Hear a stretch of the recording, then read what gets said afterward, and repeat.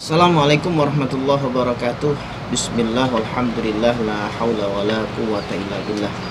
Allahumma salli wa sallim wa barik ala nabiyyina wa rasulina Muhammadin sallallahu alaihi wasallam wa ala alihi wa sahbihi ajma'in. Bersyukur kepada Allah subhanahu wa ta'ala, bersalawat kepada junjungan kita baginda Rasul Muhammad sallallahu alaihi wasallam.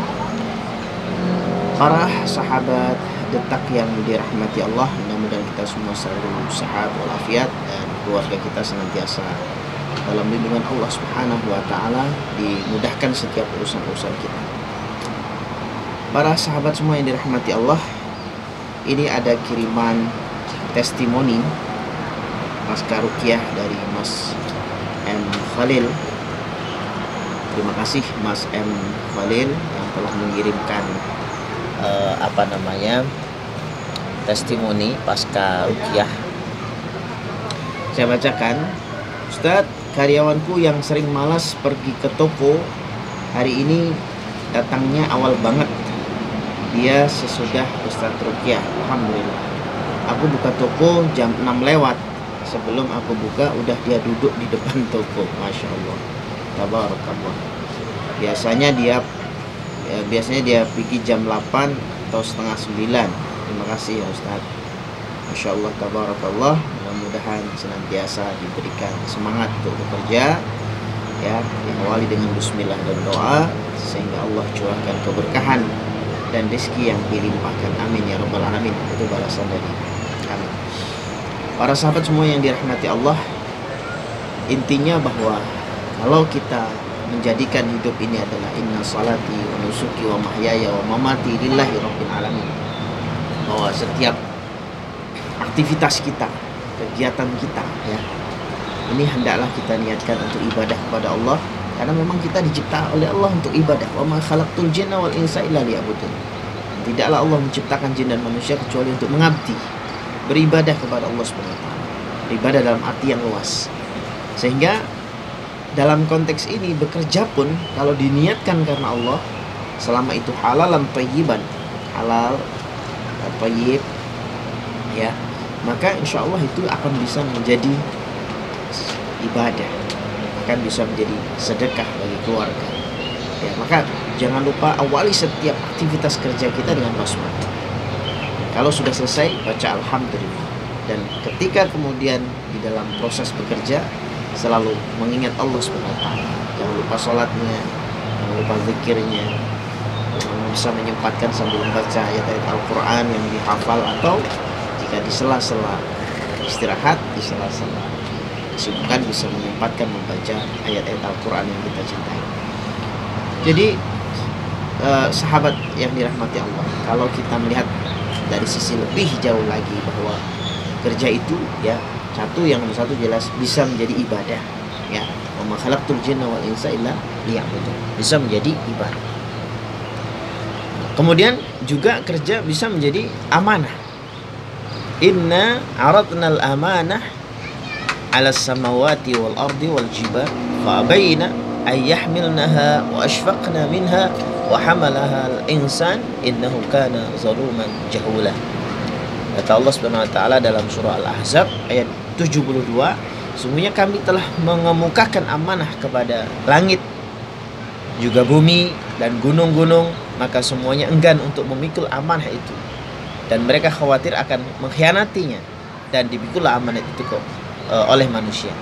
Sungguhnya manusia itu amat zalim dan amat bodoh.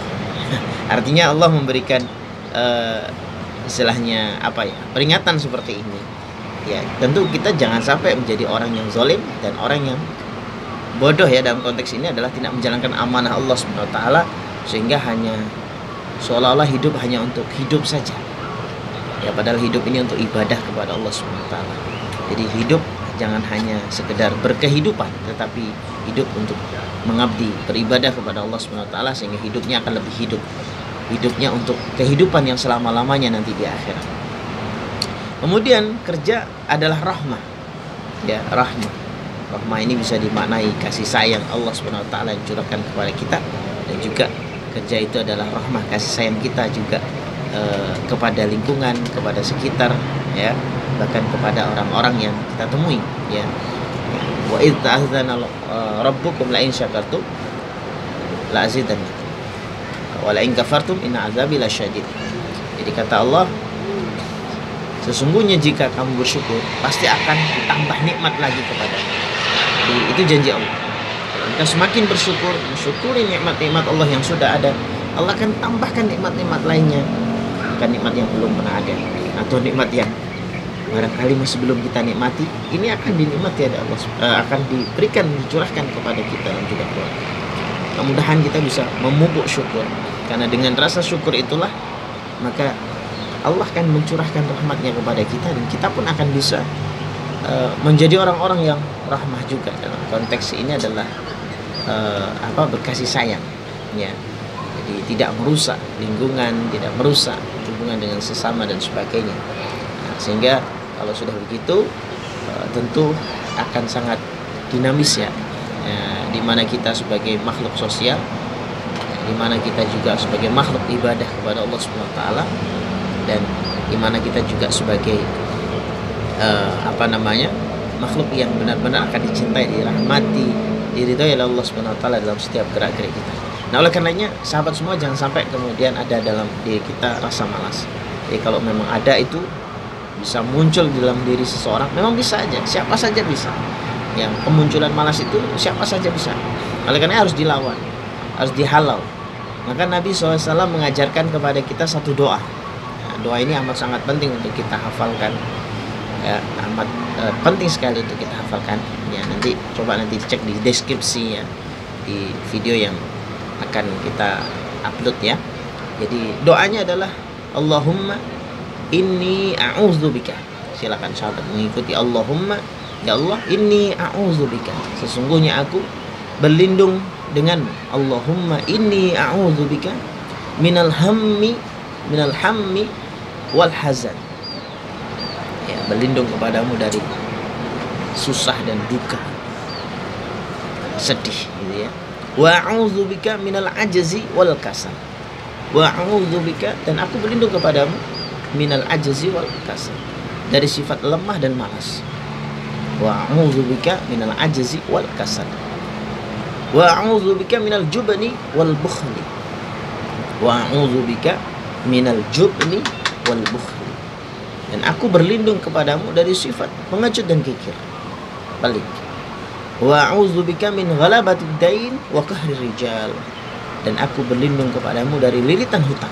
Ini penting sekali juga bagi yang punya hutang belum terselesaikan, ya.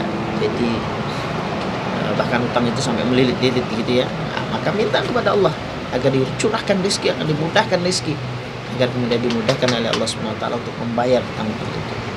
Ya, wa a'udzubika min ghalabatid dain wa qahrir rijal. Saya ulangi lagi, Allahumma inni a'udzubika minal hammi wal hasad, wa a'udzubika minal ajzi wal kasal, wa a'udzubika minal jubni wal bukhl, wa a'udzubika min ghalabati dain wa qahrir rijal. Dan bisa kita hafal, bisa kita baca selesai sholat 5 waktu, sholat setiap saat, setiap waktu, ya, selesai sholat malam dan sebagainya, kita baca doa ini. Kemudian kita dihilangkan dari kemalasan dan diberikan semangat untuk bekerja, untuk beraktivitas, untuk berkarya, untuk beribadah, dan untuk menebar kebaikan, kemanfaatan, kemaslahatan dimanapun kita berada. Kemudian diberikan sehat walafiat dan keluarga senantiasa dalam lindungan Allah, dimudahkan setiap urusan-urusan kita. Akhir da'wana alhamdulillahirabbil alamin. Wassalamualaikum warahmatullahi wabarakatuh.